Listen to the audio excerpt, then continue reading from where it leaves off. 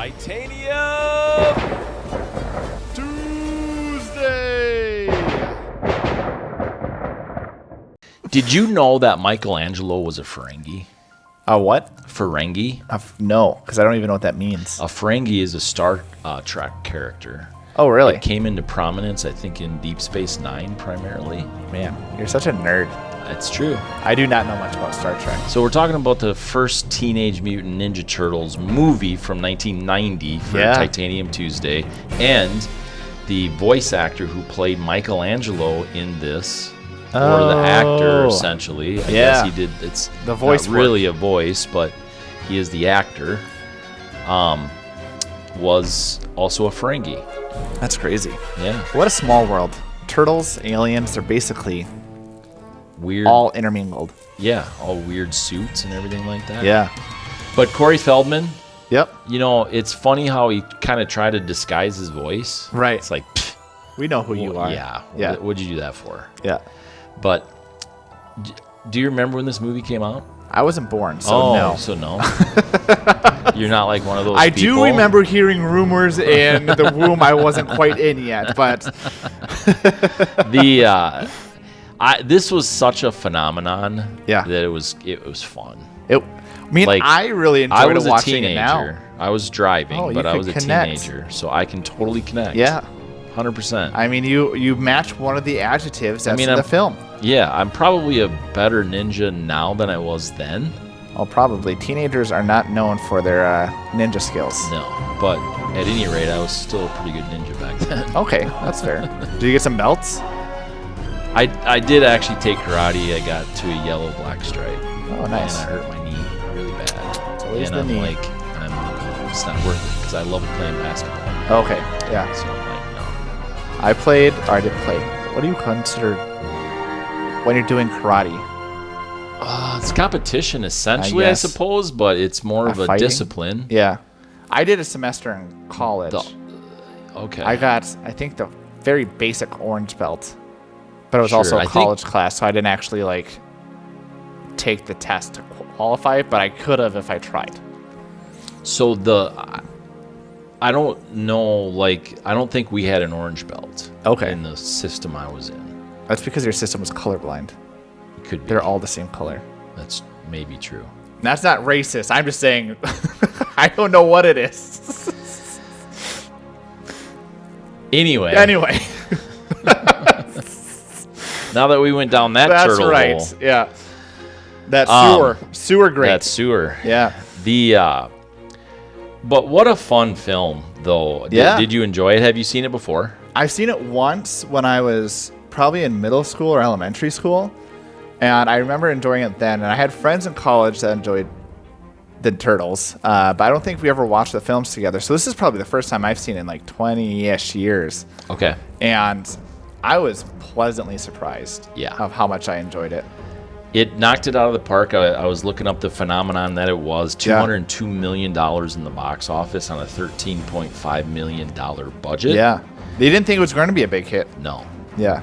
Because I was reading some of the interviews for that, and they're like, yeah, we'll pay you $2,200 because we think maybe people will go watch it and maybe people will enjoy it.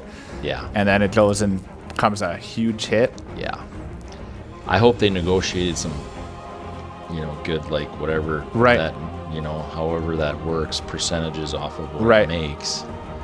Yeah. Because it really did well. And it was fun. I mean, there's some, fun actors that are older now, like me.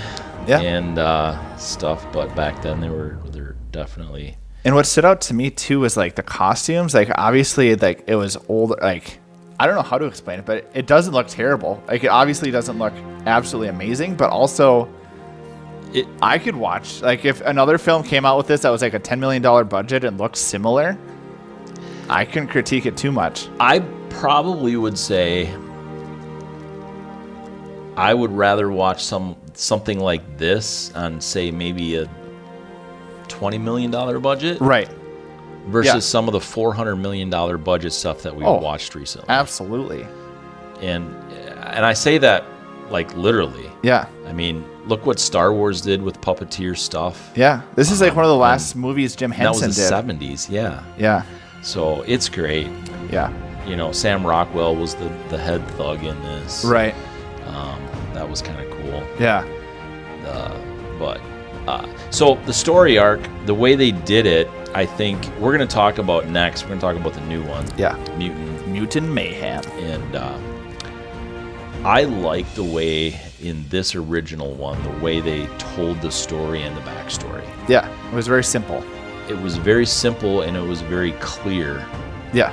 It wasn't like, and it was unique, probably is not the right word, but it was definitely a little bit different than the way they did it in the new one. Yeah. I also really enjoyed the intro of this film. Yes. I thought it did a fantastic job to set up the whole film. Yeah. And again, it's been a long time since I had seen this. So I was expecting more like the word I like to say, campiness, cheesiness, just ridiculousness of total being 1990 movie. Yeah, it is. The campiness. Yeah. And it was, but it was still really fun to watch. The story, the story was copacetic for them, as much as a copacetic story can be for a movie about turtles becoming ninjas that are teenagers. That are mutants. That love pizza.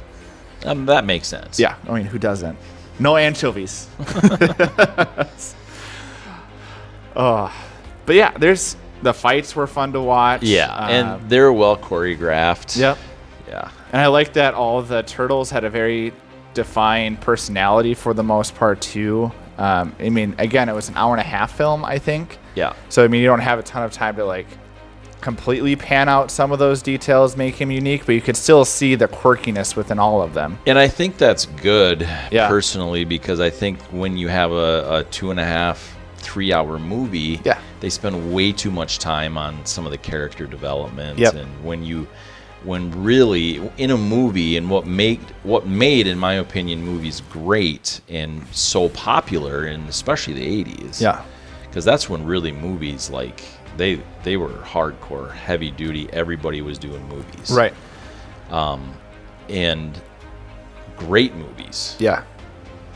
So they take and shorten the story. Yep. You have to write it really well. Yep. Has to you be have tight. to edit it very well. Yep.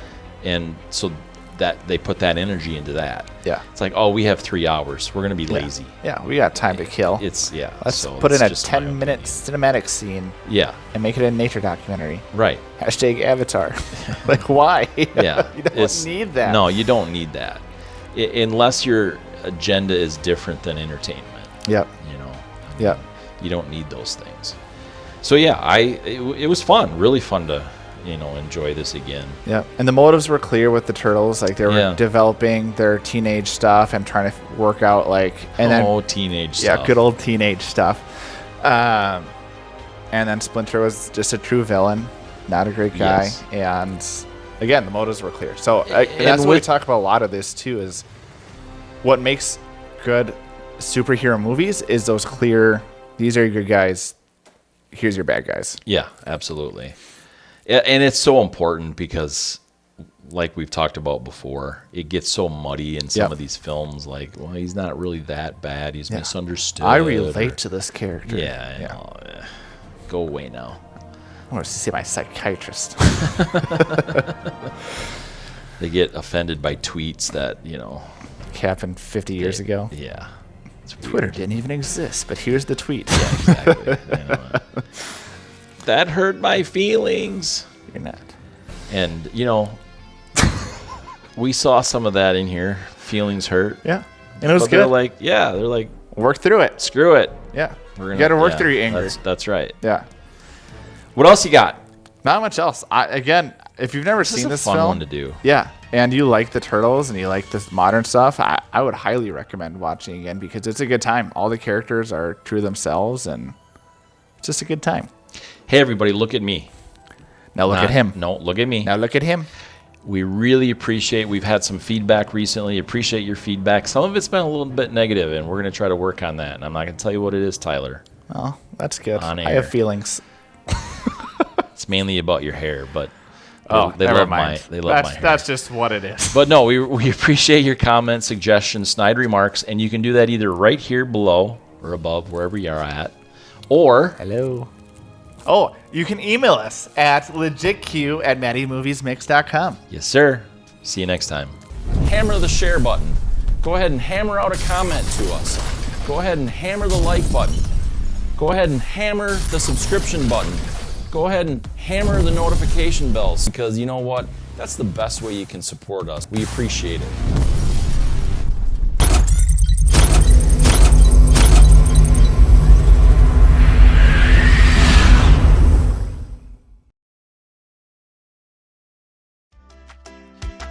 Stop listening to Podcast Topless.